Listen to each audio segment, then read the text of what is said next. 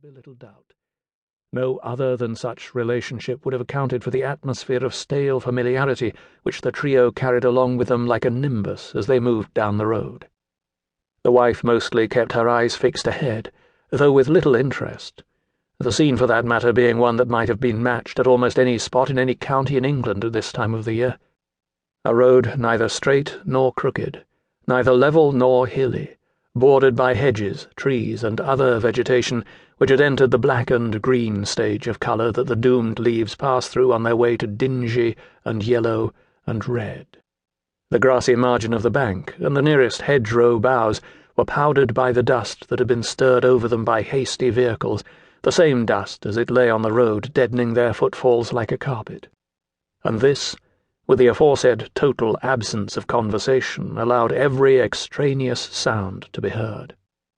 For a long time there was none, beyond the voice of a weak bird singing a trite old evening song that might doubtless have been heard on the hill at the same hour, and with the self-same trills, quavers, and breves, at any sunset of that season for centuries untold.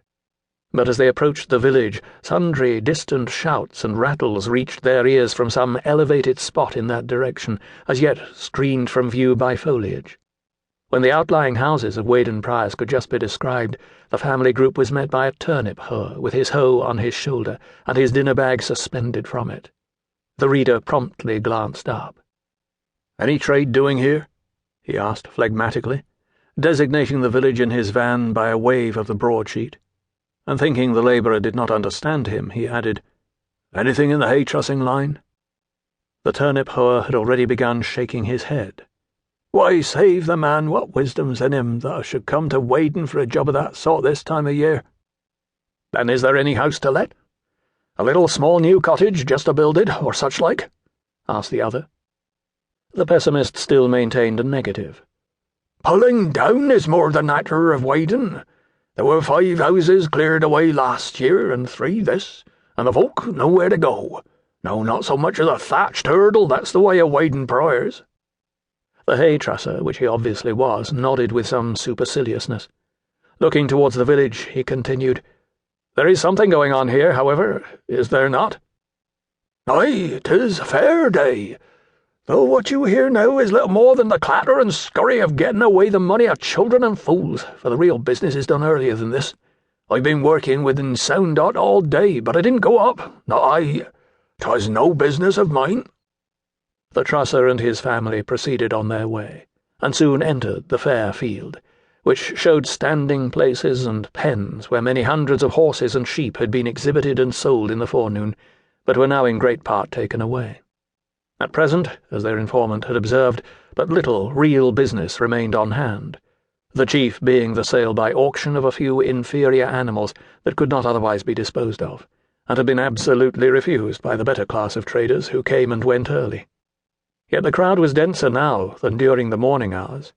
The frivolous contingent of visitors, including journeymen out for a holiday, a stray soldier or two come on furlough, village shopkeepers, and the like, having latterly flocked in. Persons whose activities found a congenial field among the peep-shows, toy-stands, waxworks, inspired monsters, disinterested medical men who travelled for the public good, thumble-riggers, knick-knack vendors, and readers of fate. Neither of our pedestrians had much heart for these things, and they looked around for a refreshment tent among the many which dotted the down. 2, which stood nearest to them in the ochreous haze of expiring sunlight, seemed almost equally inviting. One was formed of new milk-hued canvas and bore red flags on its summit. It announced, "Good home-brewed beer, ale, and cider." The other was less new. A little iron stovepipe came out of it at the back, and in front appeared the placard, "Good furmity sold here."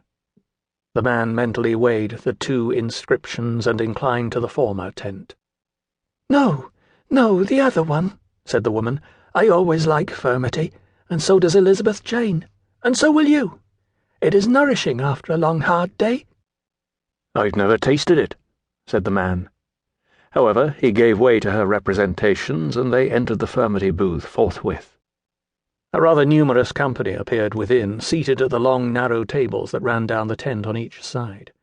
At the upper end stood a stove containing a charcoal fire, over which hung a